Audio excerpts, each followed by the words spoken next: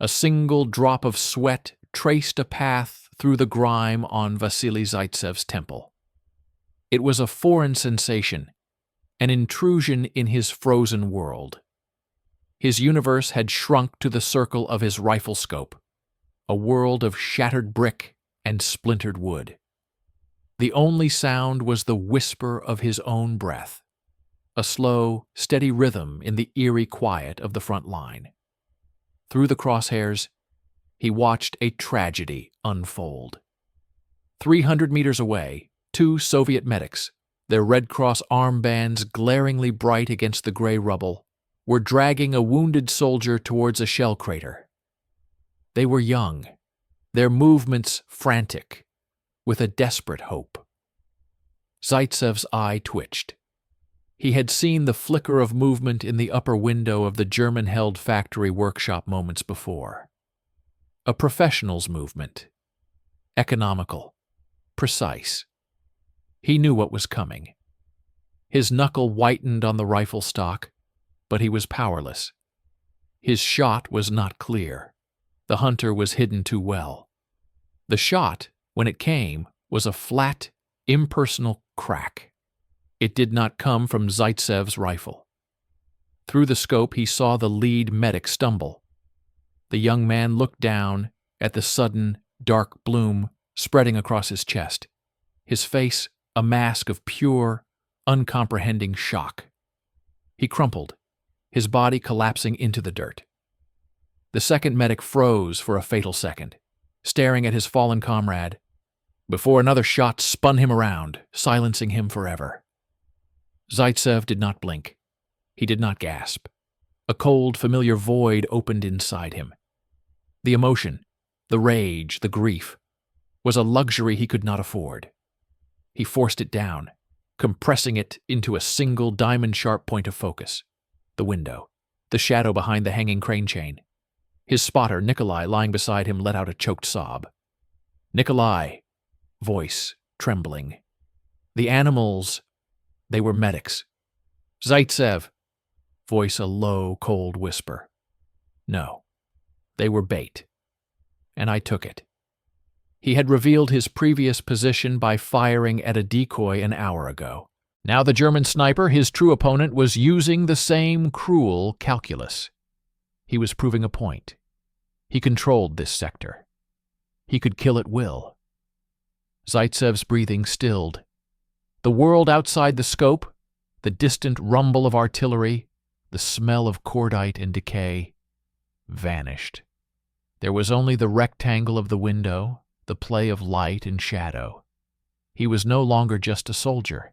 He was an instrument of retribution. He saw it. A minute shift in the darkness. The barest outline of a shoulder, adjusting its position. The German was confident. He believed he was invisible. Zaitsev's finger took up the slack on the trigger.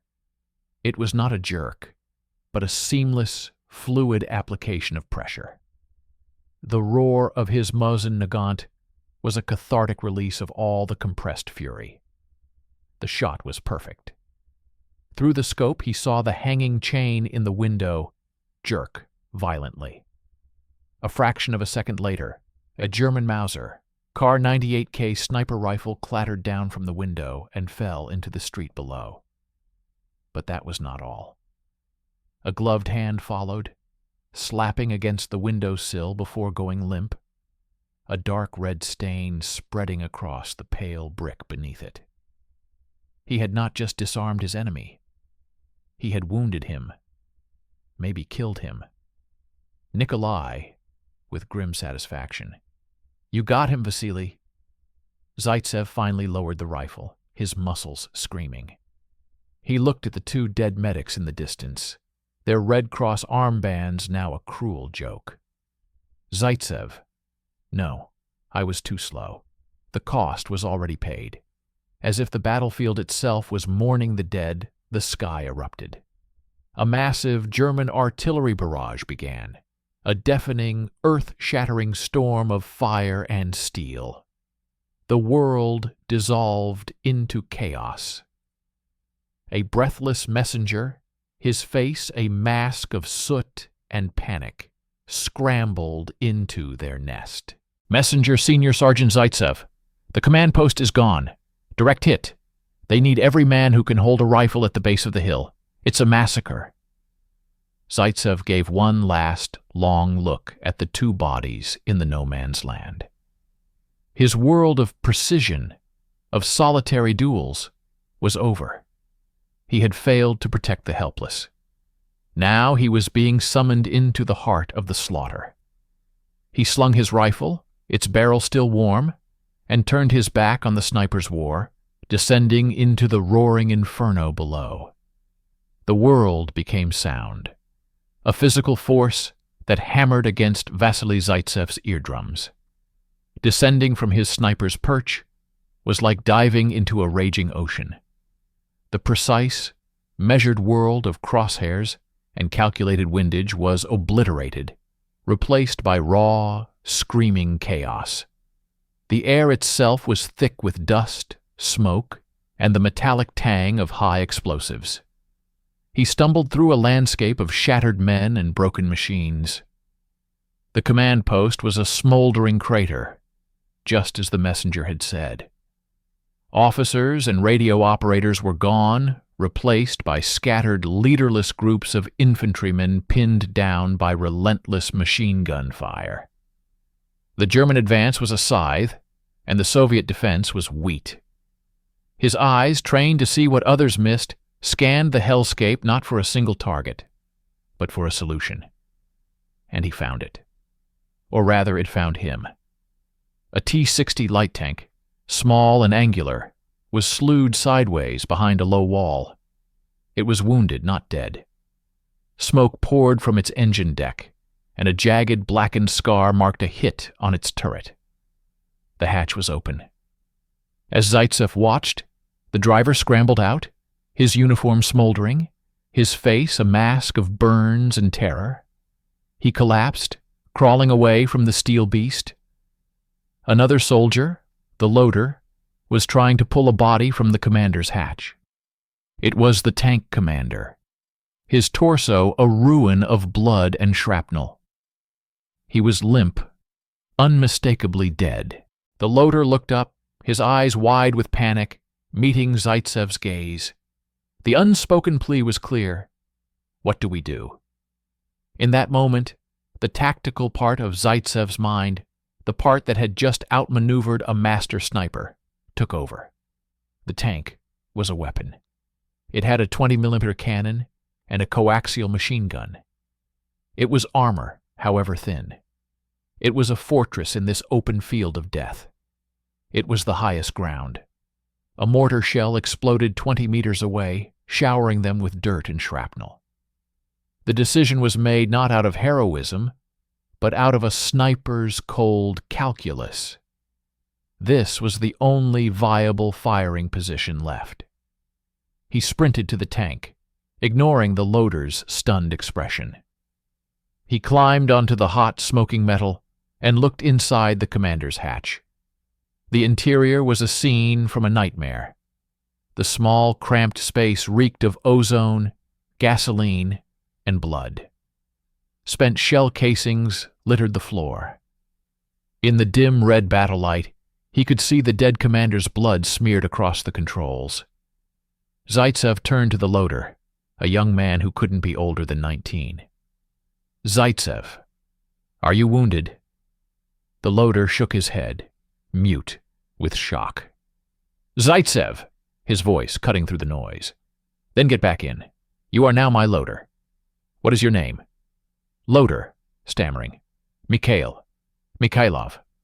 "Zaitsev. Good, Mikhailov. I am Zaitsev. Now get in." He then looked at the wounded driver, who was clutching his face, moaning in the dirt. "Zaitsev. You, can you drive?" The driver looked up, his eyes unfocused with pain. He shook his head.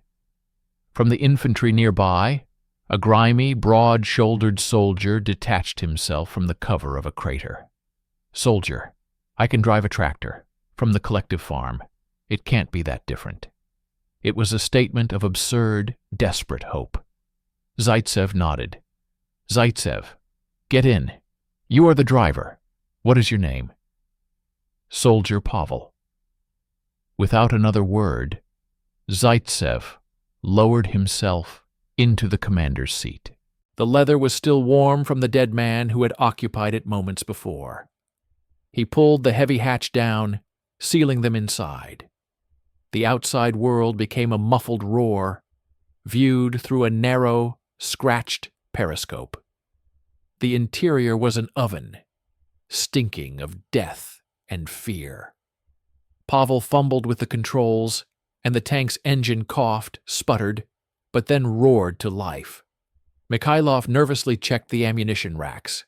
They were a crew, a sniper, a farmhand, and a terrified boy, sealed in an iron coffin that was already bleeding. Zaitsev looked through his periscope, not at the advancing German infantry, but at the slopes of Mamayev Kurgan ahead. He was no longer hunting a single man. He was now the commander of the most improbable weapon on the battlefield. The world inside the T-60 was a suffocating metallic tomb. The air was thick with the stench of gasoline, burnt wiring, and the coppery scent of the dead commander's blood. Vasily Zaitsev's senses, so finely tuned to the open air and subtle sounds, rebelled against the confinement. The roar of the engine was a deafening, constant drone. The heat was unbearable. Pavel, the farmhand-turned-driver, gripped the steering levers, his knuckles white. Pavel, voice strained over the intercom. Where? Where do I go? They are everywhere. Through the commander's periscope, Zaitsev saw a chaotic panorama of death. German infantry advanced in short, disciplined rushes. Soviet soldiers lay pinned in craters, returning fire desperately. It was a scene of overwhelming force. A normal tank commander would have charged, or retreated, or fired at the most immediate threat. But Zaitsev was not a normal commander. His sniper's mind, forced into this steel box, did not see a battlefield. It saw a landscape, a series of tactical problems. He ignored the advancing soldiers. They were the symptoms, not the cause. The cause was the source of the fire that was pinning his infantry down. He began to speak, his voice unnervingly calm, a stark contrast to the chaos outside and the panic inside. Zaitsev Pavel, do not look at the soldiers. Look at the ground. See the impact points of the bullets in the dirt ahead of our men. The pattern? They are converging from 2 points. He was reading the battlefield like he read the signs of a hidden enemy sniper. The dust kicks, the tracers' paths, they were all clues. Zaitsev driver, turn left, 30 degrees. Slowly. Pavel, confused but obedient, wrestled with the levers. The tank creaked and turned. Zaitsev. Stop. The tank shuddered to a halt. Zaitsev's eye was pressed against the periscope. He was no longer looking at the infantry. He was studying the German lines. He was looking for the anomaly, the slight discoloration in the earth, the unnatural shadow at the base of a ruined wall. Mikhailov, the loader, nervously. Comrade commander, the infantry. They are being overrun. Zaitsev, ignoring him, his voice a focused murmur.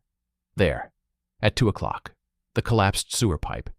See the fresh dirt mound beside it? It is not random. It is spoil from digging. It is a machine gun nest. He was not guessing. He was knowing. He had seen 100 such hidden positions through his rifle scope. Zaitsev gunner, traverse right. Slowly. Now elevate. 1 mil. He was giving commands not as a tanker, but as a sniper, talking to his own hands. He was using the entire tank as a telescopic sight. Zaitsev Pavel, rock us forward, 5 centimeters, just enough to settle the suspension. Pavel, utterly bewildered, nudged the throttle. The tank lurched slightly. Zaitsev. Perfect. Steady. Steady. He could now see it clearly. A tiny dark sliver. the muzzle of an MG-42, protruding from a near-invisible firing port. No ordinary tank commander, focused on charging panzers and advancing troops, would ever have spotted it. Zaitsev gunner, fire. The 20mm cannon roared, a deafening concussive blast inside the steel hull. The shell casing clanged at Mikhailov's feet. He scrambled to load another. Through the periscope, Zaitsev watched the result. The dirt mound exploded. Wooden support beams, a machine gun, and torn cloth erupted into the air. The relentless stream of fire from that position ceased instantly. A moment of stunned silence fell over the Soviet infantry in that sector. Then, a ragged cheer went up. Inside the tank, Pavel and Mikhailov looked at each other. Then at the back of Zaitsev's head. It was not luck. It was not a random shot. It was surgical precision. Zaitsev was already scanning for the next target. Zaitsev, the second source of fire, the one suppressing our right flank. It is in the basement of the 3-story school. The window that looks like a pile of rubble. It is a deliberate camouflage. He had not just found a weapon. He had fused his unique perception with the tank's firepower. He had become the eye of the storm, and the T-60 was his fist. The hunt had changed its scale, but not its nature. A grim rhythm settled inside the iron coffin. Roar, clang, roar, clang. The 20mm cannon fired, the spent shell casing ejected, and Mikhailov, his hands now raw and bleeding, fed the breech another round. Each shot was a precise, calculated execution of a hidden threat. Vasily Zaitsev, his eye a permanent fixture on the periscope, was a conductor of destruction. He called out targets in that same unnervingly calm monotone. Zaitsev anti-tank rifle, behind the burnt-out tramcar, upper window. Zaitsev mortar team. They are repositioning behind the fountain. The base plate is visible. Zaitsev observer, in the church bell tower. He is directing their artillery. Each command was followed by the deafening roar of the cannon and the cessation of another key element of the German assault. The Soviet infantry, emboldened, began to push forward, using the cover provided by this seemingly clairvoyant tank. But Zaitsev's new weapon had drawn attention. The first German shell whistled past, a supersonic crack that made Pavel flinch at the controls. Pavel, they see us. The second shell was a direct hit on the frontal glossus plate. The impact was a physical hammer blow. A deafening metallic screech echoed through the hull. The tank rocked violently, throwing Zaitsev against the hard rim of his hatch. A shower of brilliant orange sparks erupted from where the shell struck, lighting the interior for a split second. The lights flickered and died, plunging them into near-total darkness, lit only by the faint glow from the viewports. Mikhailov screamed, a short, sharp cry of pure terror. Mikhailov, we're burning! I smell fuel. Panic, a living, breathing entity, flooded the cramped space. The farmhand driver, Pavel, lost his nerve. Pavel, that's it. We have to get out. We're sitting ducks in here. Zaitsev, we need to abandon the tank. This was the breaking point. The cold, surgical efficiency was shattered by the raw, animal reality of their situation. They were trapped in a smoking, damaged metal box that was now the primary target for every German gun on the hill. Zaitsev, his head ringing from the impact, wiped a trickle of blood from a cut on his forehead. He ignored Pavel's panic. His voice cut through the darkness, not with anger, but with the same absolute focus he used in a sniper duel. Zaitsev, Mikhailov, report the breach. Is the hull penetrated? Mikhailov, sobbing, ran his trembling hands over the cold steel where the shell had hit. Mikhailov, the words a choked whisper. The armor, it held. By some miracle, it held. No breach. Zaitsev turned in the gloom. He could barely see Pavel's frantic, wide-eyed face. Zaitsev, Pavel, look at your periscope. Look at what we are doing. Reluctantly, Pavel pressed his face to the scope. He saw the Soviet infantry, using the cover they had provided, now advancing, clearing trenches, reclaiming yards of bloody ground. Zaitsev, they are not shooting at a tank. They are shooting at a ghost that is systematically dismantling their attack. That is our advantage. That is our weapon. He then turned his gaze to the terrified loader. Zaitsev, Mikhailov, your hands are bleeding. Wrap them. Now. We are not finished. There was no debate, no vote. In the suffocating darkness, Zaitsev's will became a steel rod, straightening their spines. The panic receded, replaced by a grim, shared resolve. They had survived the hit. They had not burned. Mikhailov fumbled for a rag, wrapping his hands. Pavel's breathing slowed. Zaitsev turned back to his periscope, his sniper's eyes already searching for the next target, the next hidden threat. The German barrage had stopped, their gunners confident the tank was silenced. They were wrong. The ghost was still alive. Zaitsev gunner. Target the Panzer IV on the ridge. He thinks we are dead. Aim for his track. Immobilize him. In the darkness, the metallic clang of a new shell being loaded into the breach was the most terrifying and beautiful sound in the world. The T-60 was dying.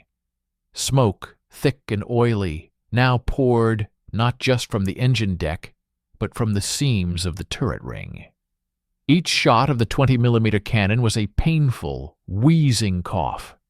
The air inside was unbreathable, a toxic mix of fumes, sweat, and blood. They were running out of ammunition, out of time, out of luck. Vasily Zaitsev ignored it all. His universe was the circle of his periscope. He had just fired their last armor-piercing round into the tracks of the Panzer IV, effectively neutering the beast. But it was a final act of defiance. The German infantry, realizing the strange, prescient tank was still active, began to converge on their position like wolves.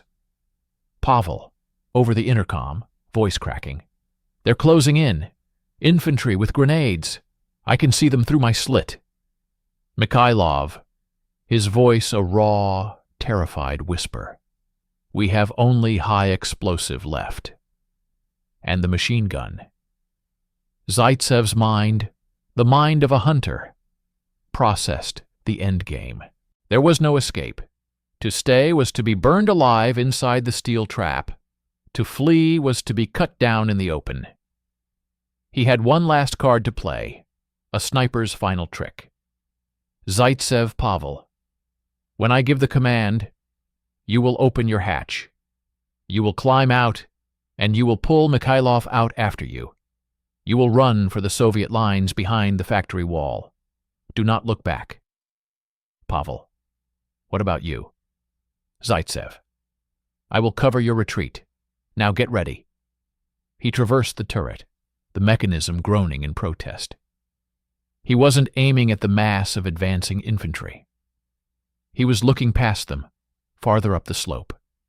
His sniper's eye found what he needed. A German officer, standing partially exposed behind a pile of rubble, organizing the assault. A leader, the head of the snake. Zaitsev, Mikhailov. Load, high explosive. Mikhailov, but comrade commander, it's useless against infantry at this range. Zaitsev, load the round. The command was so sharp, so absolute, that Mikhailov obeyed without thought. The breech clanged shut. Zaitsev fired. The high explosive shell screamed over the heads of the advancing German infantry. It was not meant for them.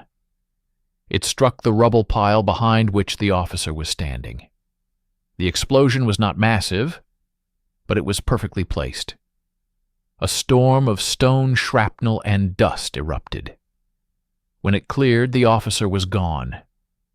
The coordinated advance faltered, the men looking back in confusion at the sudden silence from their command.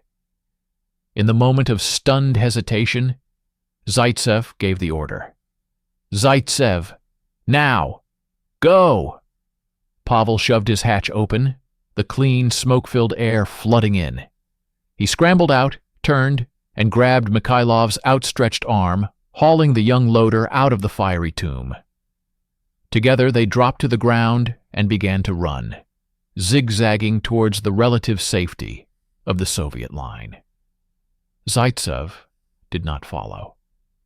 He swung the turret back, his hands gripping the machine gun controls.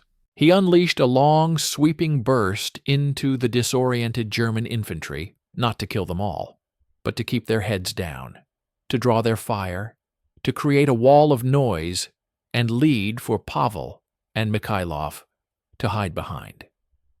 Bullets began to ping against the tank's hull like deadly hail. A grenade exploded against the side, rocking the dying vehicle. Only when he was sure, in his gut, that the two men had reached cover, did he cease fire. The machine gun fell silent. He took one last, long look through the periscope. He did not see the Germans closing in. He looked past them, up the slopes of Mamayev Kurgan. He saw the small, hard-won patch of ground his actions had secured. The Soviet infantry had dug in, their line stabilized, if only for a crucial few hours. They had a foothold, a chance. It was not the clean, solitary victory of a sniper's shot. It was a messy, brutal, costly piece of ground. But it was a victory nonetheless. He pushed the heavy commander's hatch open for the last time. The sound of battle rushed in. He did not grab his rifle, it was still slung on his back. He climbed out, his body protesting, and dropped into the crater beside the burning T-60. He was no longer just a sniper. He was a soldier who had commanded. He had led. He had saved two men. And he had helped save a piece of a hill that meant everything. The new height was not on a map, it was within him. He rose from the crater, and under a canopy of tracer fire, began the slow, deliberate walk back to his own lines.